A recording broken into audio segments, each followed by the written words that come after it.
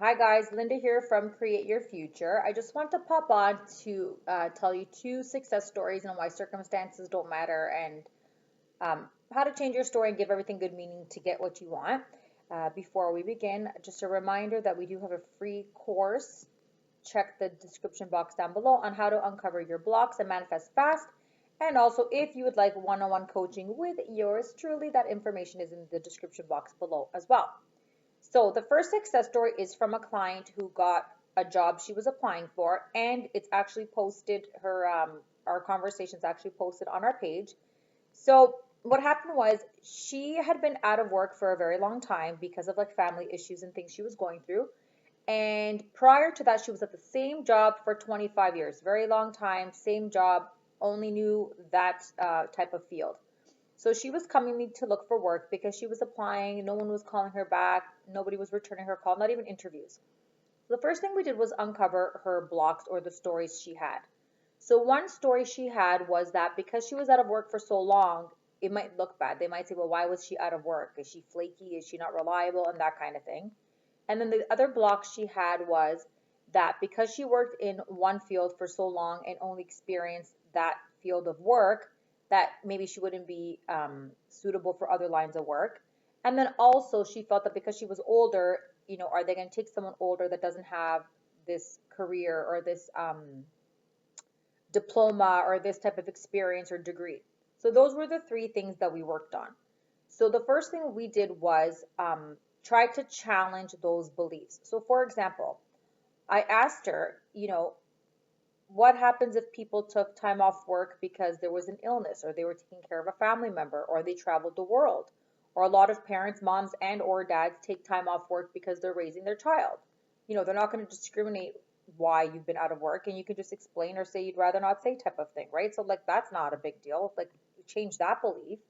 And then another belief about her being older, like she doesn't have a degree or diploma. And then I explained to her, maybe some jobs want someone that's mature. Maybe they're looking for someone with her experience. Maybe they're just looking for someone that's mature and reliable. Like we don't know what they're looking for. We're going to give everything good meaning to work in our favor instead of giving it a lack, scarcity, fearful, negative meaning like I'm not good enough, I'm not worthy, and all of that. And then the last one was she said that because she doesn't have experience in other fields and she was in that last field for so many years, they may not hire her because she doesn't have, a variety of skills. And I said, but, I know with some of my previous jobs, they actually liked people that didn't come with so much extra knowledge and experience from previous jobs because they trained, us in their way, with their training, in the way they want us to work for their company. So sometimes it's a good thing. So basically, we were kind of having those types of discussions on how to change the story of those things. And then she started to get interviews and she started to get phone calls. And then she got offered a few jobs and then she was turning them down. And I said, okay, well, now we're wavering. We need to be clear on what we want. Do we want the job or do we not want the job? Like, what is it that's going on? So, she would come up, which seemed like excuses at the time, but she was saying, well, this job doesn't pay me enough and this job is too far and this job, are not the hours that I want. So, first of all, yes, you can turn down the job and keep affirming and write a list of your ideal job and wait to come across that job, absolutely. But also, another thing she could have done was taken the job. And of course, what we assume to be true can be true. We can change anything around us. And who knows, maybe the job that didn't pay her as well, gives raises every year and would have eventually given her what she wanted. Or maybe they would find out that she was such a fantastic worker and give her a promotion, and the promotion would give her more money than what she initially started with. So there's so many things that can happen based on your dominant thoughts, assumptions, and the story you're telling yourself. So tell yourself the favorable story most often. So now that we were working on these, blocks, she was getting these jobs and she was getting callbacks and she was getting interviews. She was turning them down. I started to say, how are you feeling? How is this making you feel? When you get this job, why aren't you feeling excited? Like what meaning are you giving it? Long story short, it still came down to this feeling of not being good enough, not being worthy. It was almost like she was self-sabotaging.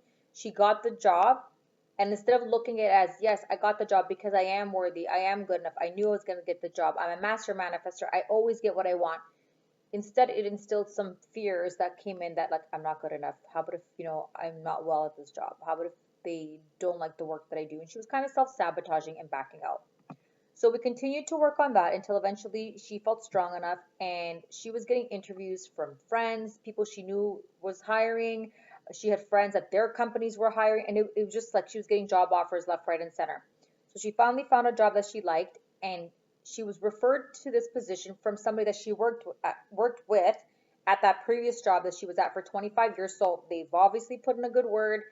They obviously think she's a great candidate because they worked with her, so they know, her work ethic and what she's capable of, and she went for the interview. So when she came back from the interview, she said to me, Linda, honestly, I think I got the job. Like, the interview went so well. I was answering these questions so perfectly. I felt confident, and they were saying things to her like, well, how soon can you start? And, do you have a police reference check? Like, all those things. So it kind of sounded like they were already um, considering to hire her. I said, great, stick to that story. You got this. And anytime you think that you're not worthy of the job, or you're not good enough, or you're not going to do well, remind yourself, I am going to do well. That's why they picked me. That's why they hired me, because I am good enough. I am amazing. That's why my friends recommended me, because I am perfect for this job and all of that. So the job had told her they were going to call her back in like X amount of days, this, that, and the other. So she ends up saying to me, she hasn't heard from them yet. Should I call? Should I message? And I said, okay, now you're spiraling and fearing you're not going to get the job. Let's stop that right now. Let's regulate the nervous system and come up with a story. Give it good meaning. Like with me, I know there was a month delay in my job because HR had, somebody had gone on vacation and they had to switch it over to another person. And that was the reason why I got my job later than I thought I was going to have it. So I said to her, give it good meaning.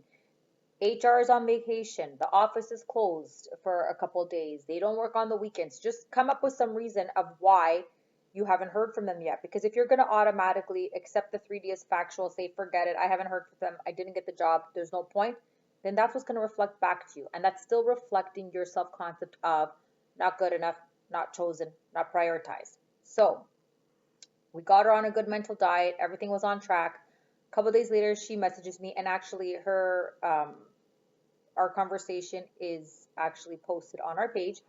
And she says to me, Linda, guess what? I got the job. And I said, obviously, like, there was never any doubt. But the purpose of this story is when I say circumstances don't matter, or when I say give everything good meaning, this is why. Do you want to know where she found her offer letter? Do you want to know how she found out she was hired? She found the offer letter email in her spam mailbox, like in her junk mail. She was giving it good meaning that they forgot to send the email. It was in the wrong spot. They misplaced it. She started to check all her emails, and then, she was checking all the different areas that it could be in, and she found it in the junk email.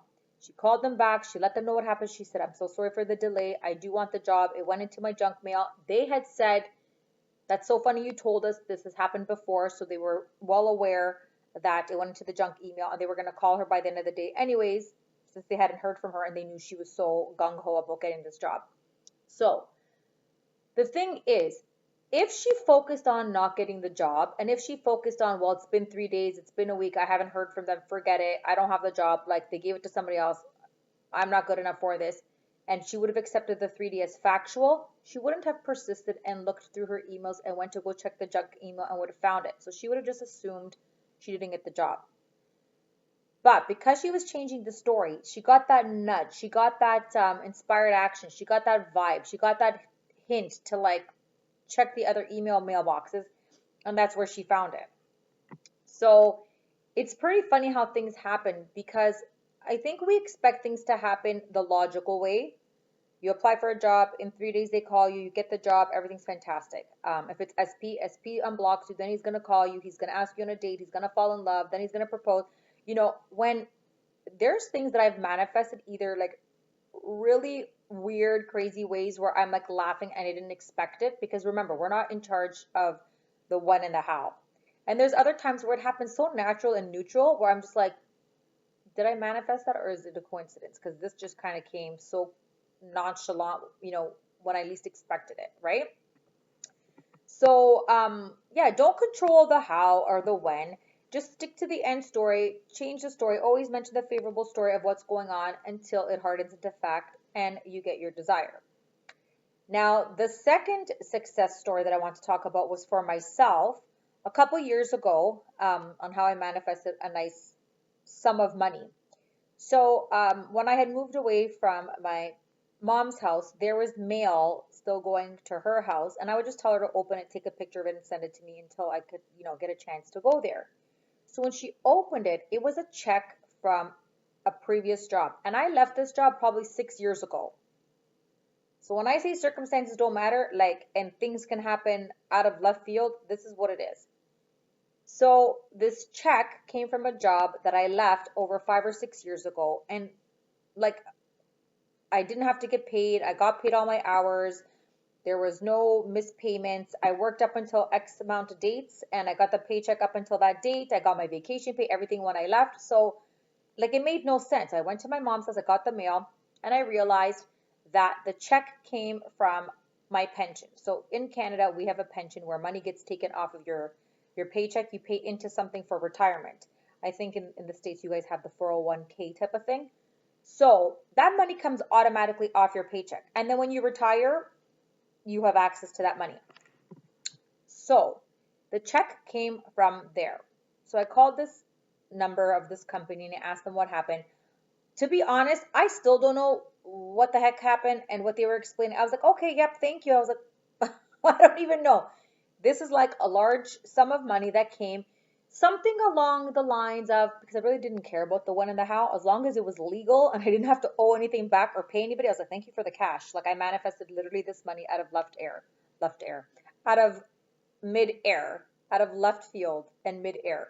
So something along the lines of, if you're still working at that place and paying into it, they pay in double and they match it. But if you leave, they give you the excess amount in cash, or you can continue to use it in your pension. I don't even know. Honestly, couldn't even care less of how they were explaining it to me. It was way over my head. I was like, thank you. So I ended up manifesting this large chunk of cash that was very helpful, because I was manifesting money because there was a certain situation that was happening, that money would have been very beneficial, because when I was doing taxes, if you make a certain amount of money, you have to pay back a certain amount of money, and it kind of just all fit into place. And yeah, so instead of me panicking with my situation and money, manifesting money, I did what I had to do. I changed my story. I lived in the end. I kept a good mental diet about the money, and then next thing I know, this random check comes, which was helpful for my situation, and then some. And like I said, they explained it to me, and I literally still don't even know where the heck that came from. I've never heard of that happening. I've changed multiple jobs and never had that happen. I've had a pension with all my jobs, so I don't even know how that happened. So long story short, when we say circumstances don't matter, they don't matter. When we say give everything good meaning, give everything good meaning, because like Neville has said, if 1,000 men need to move and rearrange, they will. Whatever needs to happen will happen.